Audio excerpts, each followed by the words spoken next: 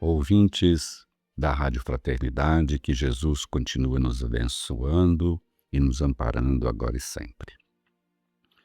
Continuando a nossa pequena tarefa da leitura do livro Nas Voragens do Pecado, vamos iniciar hoje a leitura da quarta e última parte deste livro. A quarta parte, composta de 3 capítulos, onde estaremos, dentro de poucos programas, encerrando então a leitura do livro Nas Voragens do Pecado, para depois, se Jesus assim o permitir, nós continuarmos lendo os outros livros da Ivone A. Pereira, nas anotações do Espírito Charles. O primeiro capítulo desta quarta parte intitula-se A Família Espiritual. No livro O Céu e o Inferno, no capítulo 7, a segunda parte, Comunicação do Espírito Erasto, vamos encontrar a seguinte anotação feita por Allan Kardec. De fato, essa luz é tanto mais terrível, horrorosa, quando ela o penetra completamente e lhe devassa os pensamentos mais recônditos. Aí está uma das circunstâncias mais rudes de tal castigo espiritual. Allan Kardec anota exatamente as instruções do seu espírito amigo Erasto, chamado Erasto, que na época muito o ajudou na codificação da doutrina, a respeito do que sofrem os espíritos quando no plano espiritual, ou melhor, as sensações que tem o espírito quando do plano espiritual. E o primeiro capítulo, então, A Família Espiritual, Charles começa a narrativa da seguinte forma. 10 longos anos transcorreram, desde o dia em que o espírito desencarnado de Luís de Narbonne entrara a vagar pela cidade de Paris, presa de ominosa confusão inerente à mente pouco evolvida para as preocupações espirituais. Muitas vezes, durante os dias cruciais desse espaço de tempo, sentindo-se destituído de quaisquer consolações, abandonado de todos, falto de ânimo e esperanças, o infeliz Luís de Narbonne lembrava-se de que fora um crente em Deus.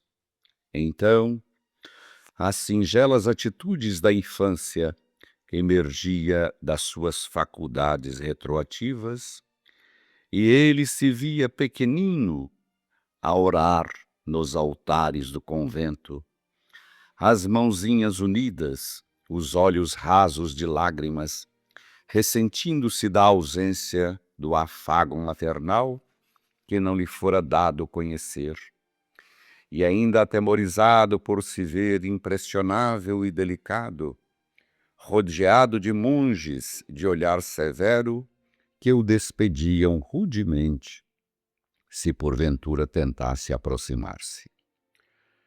Voltavam assim novamente aos seus pensamentos de espírito sofredor, às suavizantes orações que proferia então, e não só as repetia como se apresentava agora, carinhoso para com sua antiga fé, como fora na infância.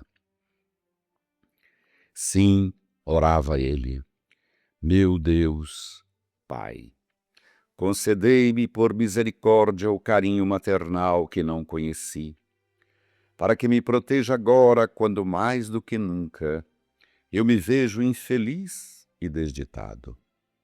Mandai-me amigos, Senhor, uma família, um lar que nunca tive, porquanto um lar só poderá ser um lar se for fundamentado no amor.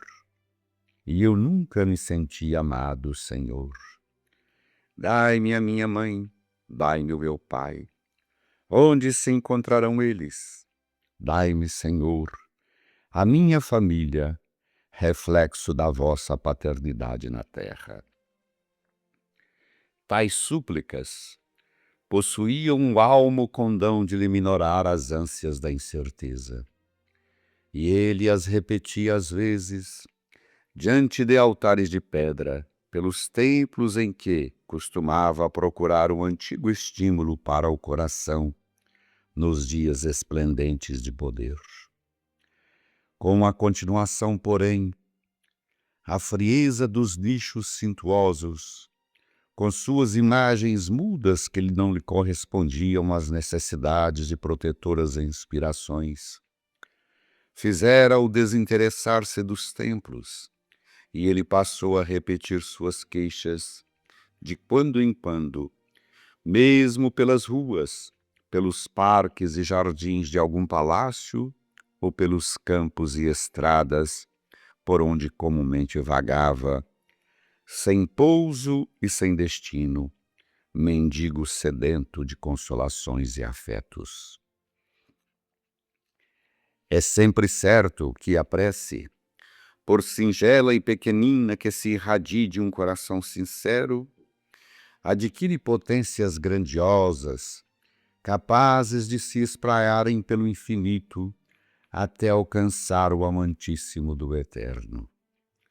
Uma corrente suntuosa de valores psíquicos se estabelece então entre o ser que ora e as entidades celestes incumbidas da assistência espiritual aos homens terrenos e aos espíritos vacilantes e inferiores. Positiva-se aí a telepatia, que mais não é do que a conversação mental de um ser com outro ser, atravessando abismos siderais, vencendo dificuldades cruciantes, porque vencendo naquele mesmo que exerce as barreiras de materialidade que interceptam ou retardam as vibrações, para finalmente chegar, impelida pelo sentimento legítimo, ao pináculo de sua possibilidade. Afigura-se então na súplica, a oração, a uma visita do ser que ora aos planos espirituais superiores. Pode o infeliz que ora obter em si próprio progresso suficiente para se tornar afim com aqueles planos. Sua personalidade, levada pela força das vibrações que a sua mente emite, desenha-se à compreensão da entidade vigilante, a qual o atende, e torna-se por esta contemplada tal como é, seja a oração partida de um ser encarnado ou de um ser desencarnado.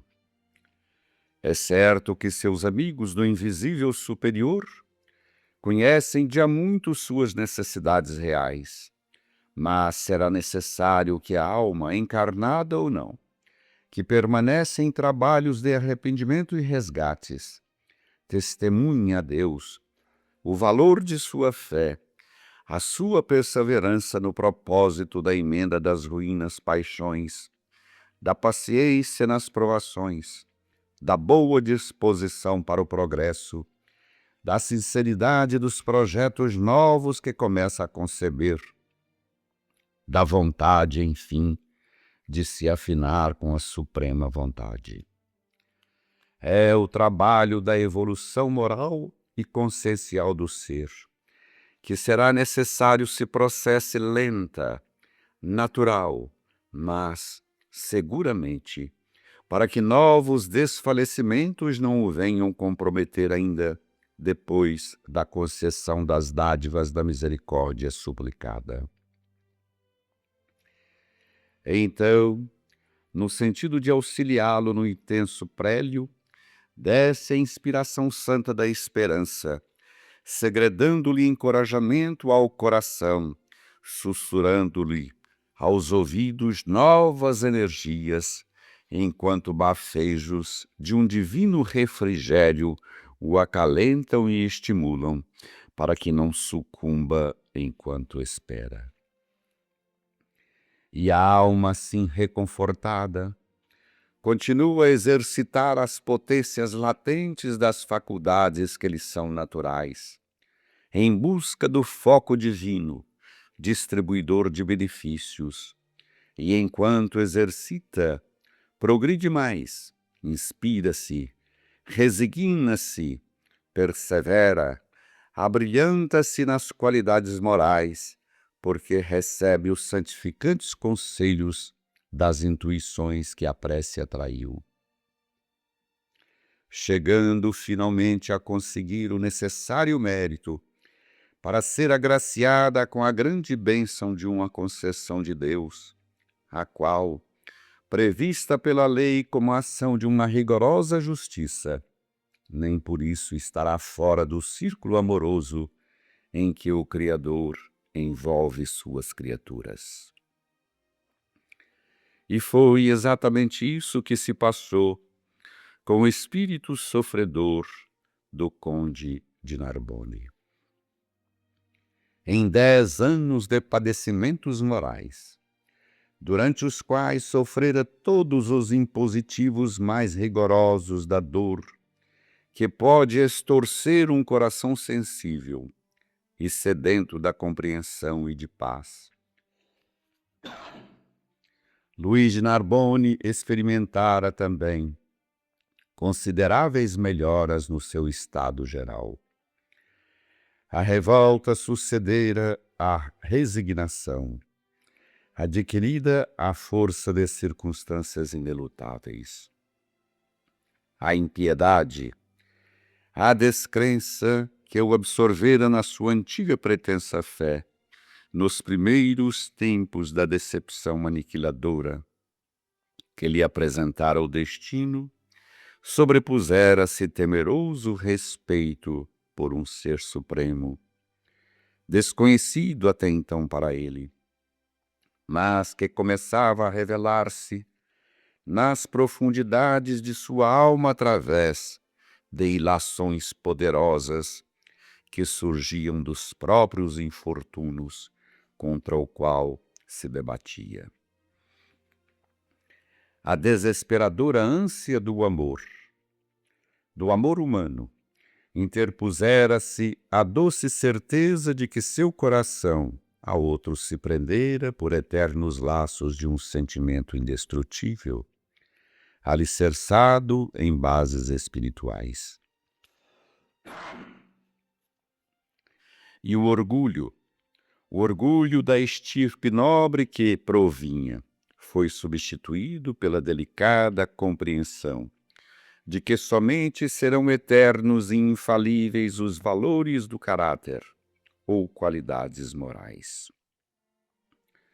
Quando, pois, diante do panorama encantador do Castelo de la Chapelle reconstituído, dignificado por uma beleza e majestade ideal, desconhecidas até então às suas apreciações, ele se prosternou de joelhos no chão poeirento da estrada, pedindo à odiosa Otília que lhe perdoasse o passado crime. Lágrimas abundantes desceram de seus olhos espirituais. Otília, porém, incapaz de um gesto nobre a favor do próximo, afastara-se. E ele, então, supondo-se, apesar de tudo, ainda de posse da sua vida carnal, montou novamente o cavalo de que se supunha servir.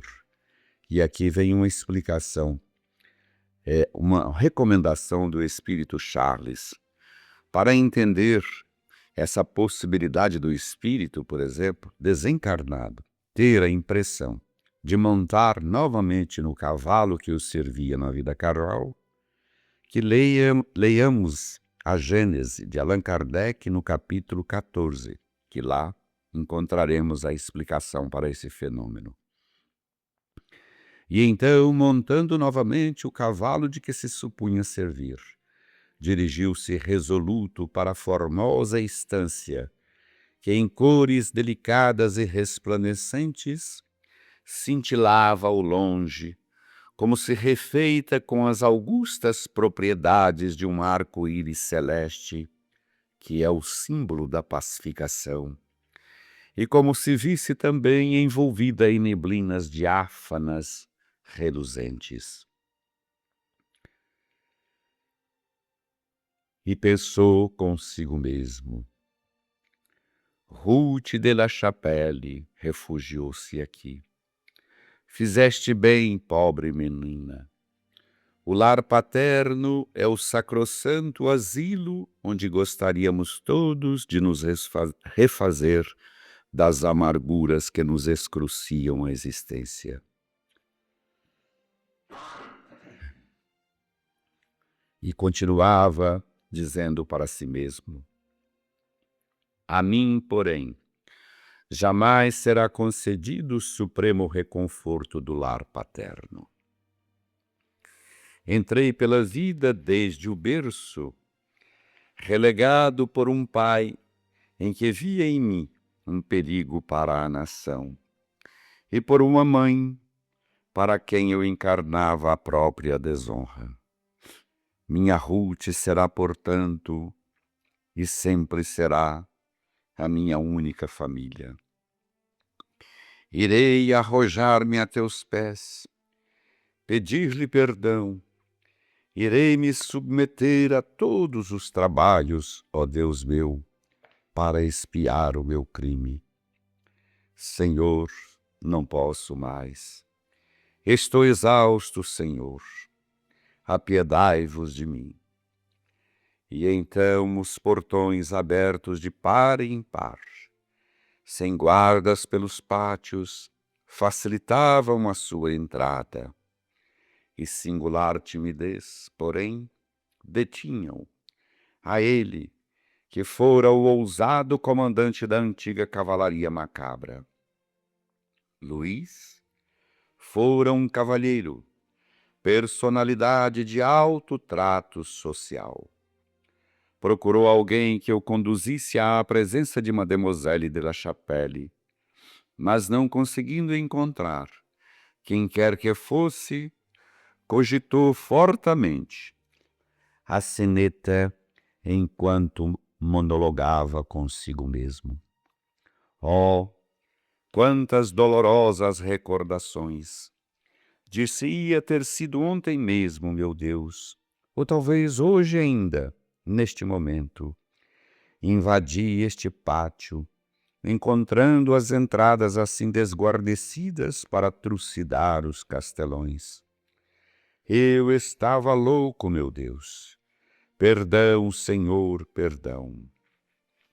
Que hei de tentar a fim de aplacar o remorso que oprime essa ultrajada consciência? Querida Ruth, ó querida Ruth, contentar-me-ei em ser talvez um dia o último de seus servos. Mas ninguém acudiu aos reiterados toques da sineta.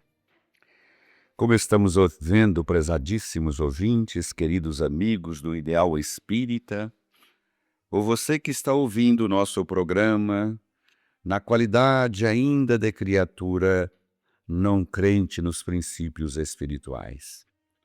O que está acontecendo com Luís de Narbonne é um fenômeno que muito acontece com os espíritos quando desencarnam, com uma grande ou com uma alta carga de problemas espirituais. Luís de Narbonne continua ainda vivendo no plano espiritual, entre fachos desta mesma vida espiritual, mas recordando-se porque está presa à vida material.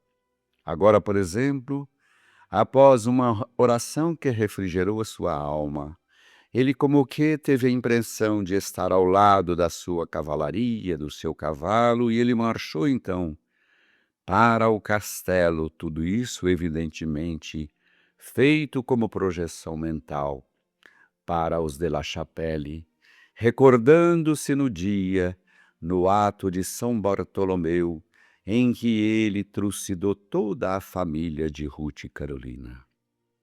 E, obviamente, isso lhe trazia um tormento extraordinariamente doloroso, porque ele, Luís de Narbonne, o espírito extraordinário no aspecto da inteligência, de moralidade, falhou exatamente por sua fé sem raciocínio, o que nós chamamos de uma fé cega, de uma fé onde a idolatria, aonde o extremismo religioso leva a criatura a praticar em nome de Deus atos abomináveis. Faltou-lhe certamente maior escrutínio mental, maior conhecimento espiritual para saber que, na verdade, todos nós, em qualquer condição, e professando qual seja a religião, proveniente de qual casta, somos todos irmãos diante de Deus.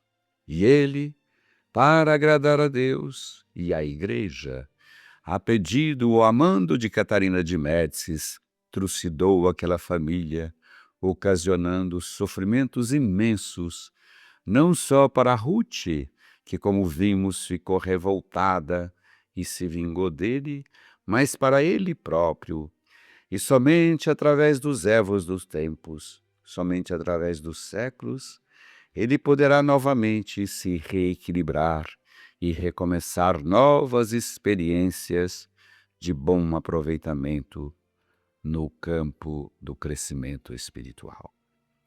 Encerramos hoje o programa deixando votos de muita paz e de muita alegria para todos aqueles que pacientemente nos ouvem todas as semanas, para que nós possamos juntos, então, ir conhecendo essa obra magnífica de Ivone Pereira. Que Jesus nos ampare e nos proteja agora e sempre.